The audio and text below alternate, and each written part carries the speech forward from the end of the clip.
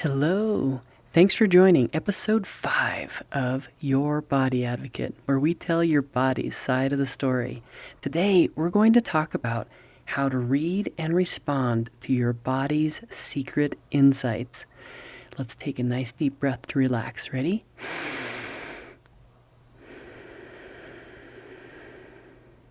Okay, here we go. You're listening to Your Body Advocate, telling your body's side of the story. The podcast dedicated to supporting and improving your body-mind connection so you can live a pain-free, passion-filled life, dissolving one body tension at a time.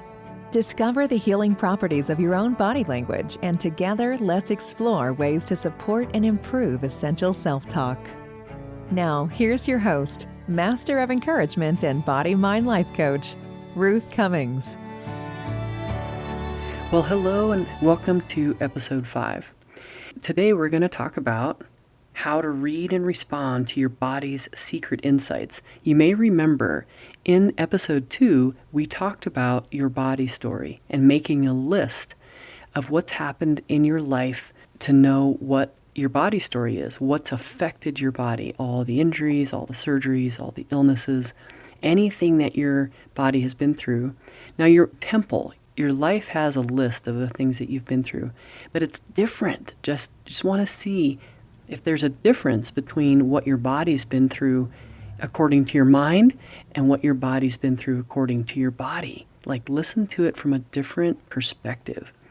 And in that conversation, I said that if there's things while you're writing down your list that don't come up right away, so you're coming up with your list, I had this illness, I had this, and it takes a few minutes and you remember something and you're like, oh, I forgot about that.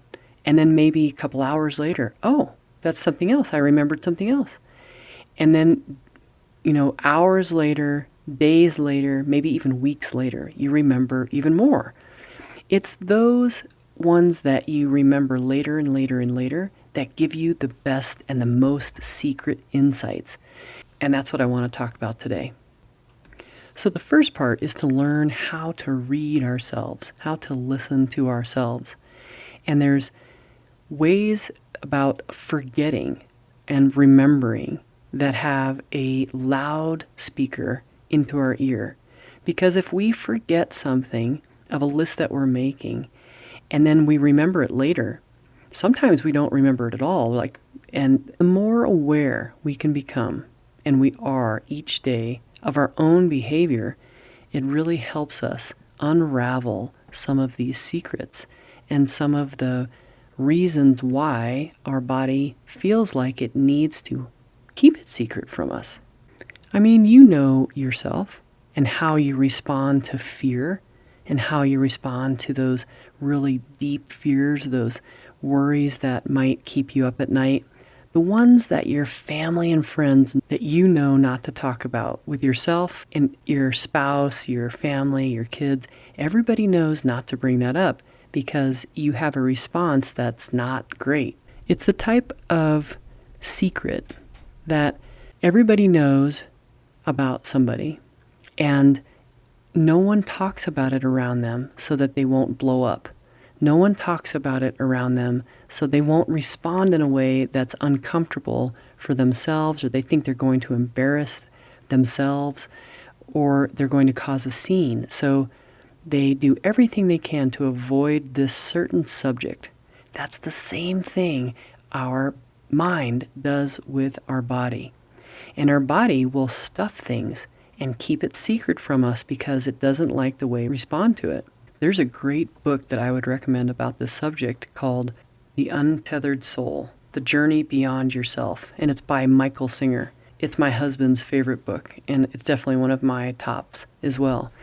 And it talks about having a traumatic episode or something happening in your life that Michael Singer says that it's like a thorn. And this is going to be a very simple explanation of his wonderful book on this. And the thorn hurts, and so you construct your life so that nothing touches the thorn instead of taking the thorn out. And even at the beginning, when you get a thorn in your skin, if you take the thorn out, it does hurt to take it out, but it's so much quicker and then it can heal. But what we tend to do as humans is we leave the thorn in, don't touch it, don't bother that, and then we construct again, like I said, our whole lives around so that no one touches the thorn, no one hurts the thorn, and that we can't heal from that. And that's very similar to what I find in all the massages I do when people aren't understanding why they're hurting. Why is my pain not going away? Why does the same pain keep coming back?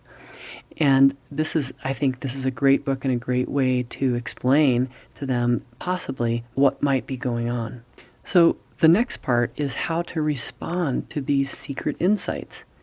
So because sometimes it's not really clear still, even when you have a hint that there is something hidden or that there is something that is being kept secret from you, the next thing to do, I think, is to journal, is my favorite way to figure these things out. Another way, you can go to a counselor, you could talk to a friend, you could write a letter to yourself, to a friend, to a parent, to anybody that might be involved with this. You could pray or meditate.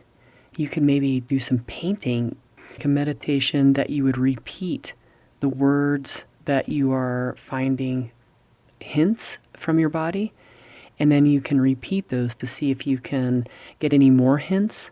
That's one way I've been able to find my way through some of these foggy areas in my body-mind communication. But the main point is when you do forget and you remember these hints later and later and later, those are the ones to really pay attention to, because it's almost like a clue from your body, a hint, hey, pay attention to this because this is hard for us to bring up. This is what we've been hiding. We didn't want you to remember this, but here it is. Maybe you could figure it out from here. And take it as a clue and be like, ooh, all right, wow, look at that. And learn to listen to your body and communicate back so that it can trust you and give you more hints. And then you can be more and more aware. The more aware we can be, the self-awareness is so important, and it really creates more love and calm in your life. One of the things to be aware of is where these hints show up in your body, not just what. But the where is also a very challenging sometimes, but sometimes it's very obvious. If it's not obvious and you have some kind of angst, I'd say, or you have a higher heart rate for just a little bit when something makes you anxious, or you just can't calm down, but you can't figure out where it's coming from, one of the best things to do is to just sit and be still, sit and be quiet and just breathe. And then from there, maybe write down. I'm a writer, right? I like to write things down. So for me, that makes the most sense. Not everybody's like that. Like you could take notes on your phone, like the microphone and do notes on your phone, or you could do maybe tell somebody, I'm not sure. But for me, I'm a writer. So I like to write things down. And so I ask my body, I sit and I breathe, and then I ask my body, where is this coming from? What's happening? Why am I hurting, and where? Where should I concentrate? And then think about what's happening in your body. Do you feel more of a pulse somewhere? Sometimes you can feel your pulse pounding. You guys probably know what I'm talking about. Sometimes you can feel it in your head, but sometimes it's in your hand. Sometimes it's in your elbow. And it's not from like holding your pulse, right? Or holding your blood so that's not going somewhere. Not that type of, pounding. But similar to a twitch, like a twitch in your eye or twitch in your toe, twitch in your finger. Sometimes you can have a twitch in the weirdest places. And that is something that will get your attention. So there are 3 main places in your body where it's easiest for emotional trauma to hide. The first place is in your gut. It's so easy to hide in there, and that does include your lower back. So that whole area, right, front and back, it's really easy for things to hide in there, and we don't ever know. A lot of people are rarely touched on their stomach. And so it's really easy for something to be tight in there or even painful and someone not to realize it. Another place is in the chest, under the rib cage. So it could be like in a lung or right in your diaphragm is mainly where I find it. Sometimes at the top, right where the clavicle or your collarbone, where your collarbone and your rib cage meet right there at the top of your chest. That's a very, very common area for things to hide right under that collarbone. And another place that is very common and easy for places for emotion to hide is in your throat, in your neck. And it's not just in the front, like in the throat, but in the back. And usually it's both.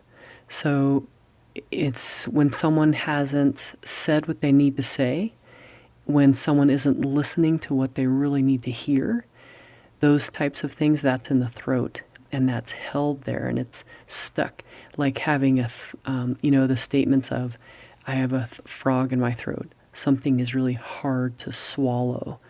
Those are statements that have been around for centuries that describe this type of emotion being held in your throat or your chest or your stomach. We'll have podcasts to break each one of these down, like having things held in your throat and what that means and how you can dissolve that and how you can heal that. Same thing with the chest.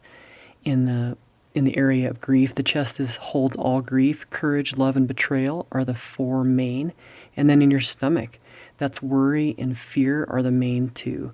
So these three areas are definitely the top three that I've worked in my massage practice for all these years. And they all have to do with other areas of the body as well. So if the throat is hurting, usually the stomach is hurting, and sometimes the knees are hurting. And so those three go together. If I'm working on one, I'll always check the other two. And then the chest, it works with a cross current sometimes from right shoulder to left hip, left shoulder to right hip. And also I have found that it will go from right under the ear, all that part of the neck, through the area affecting all the muscles all around that collarbone, straight down to the diaphragm, which you can touch by putting your fingers underneath your rib cage. And so usually I find that there's a line of pain between the diaphragm and where the collarbone line up. This is another reason why I want to get some of this information out to people, because there's simple ways to find your own patterns and then to work your way through that with breathing, stretching, praying, meditation, etc. There's different things that you can do for yourself right now that can help you feel better and possibly help you solve these problems on your own. And another big point of having great self-awareness and being able to tell what's going on with your body and having a great communication between your mind and your body and your spirit is that you can be more compassionate, more kind and loving to the people around you because you have so much understanding, compassion, and forgiveness for yourself. And so I think spreading that in our world is really needed and really, really important. I think there are at least 5 reasons to become more self-aware, to increase your own self-awareness. One is because you become calmer and you stay calm and you aren't as easily upset by the ways people act in the world. Number 2 is that you will be in less pain. You will understand your pain better in your body, and it will be communicated differently once you understand it deeper, and you'll have more understanding about it, and it just becomes a different type of feeling in your body. Number 3 is that you're more understanding of others. You understand better their own pain because you understand yours. You understand what's happening in their lives with their families and their misunderstandings and their fears and their doubts of themselves, etc. Those are also really important. Number 4 is because you're quick to forgive yourself.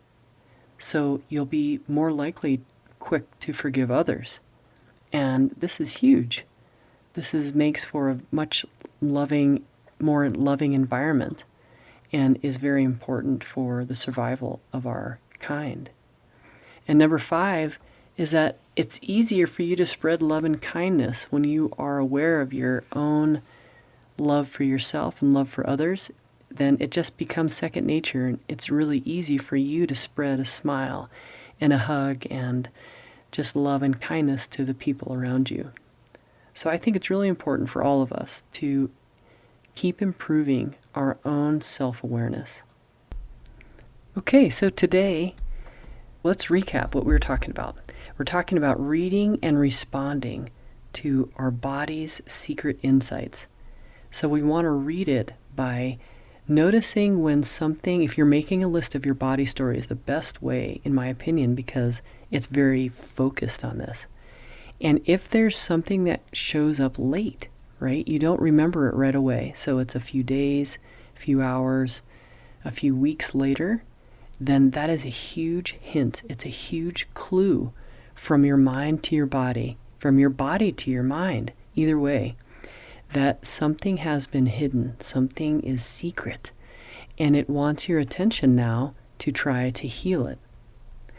I also think that when that happens, your body feels like it's time, like you have the energy right now to fix this, when before you may not have had the energy, the time, you may not have had the maturity or the support system around you. Something was off, and that's why it kept hidden and kept secret. But now you're ready. You have the strength. You have what it takes to get this healed, to get it figured out, to solve the puzzle, to solve the mystery.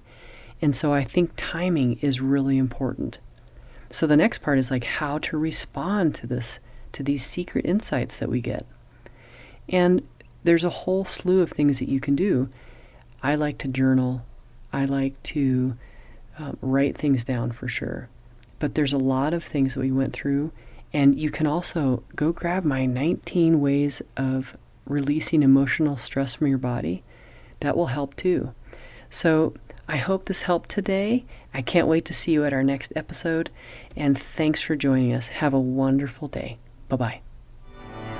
Thank you for listening to Your Body Advocate with Ruth Cummings. We're so glad you've joined us today and truly believe you can live a pain-free, passion-filled life. To connect with Ruth, work with Ruth, or to grab your free ebook, go to ruthcummings.com. We'd love to hear from you. Don't forget to rate, review, and subscribe so you don't miss our next episode. Until next time, friends, be open, include the unincluded, think outside the box, and spread love and kindness one smile at a time.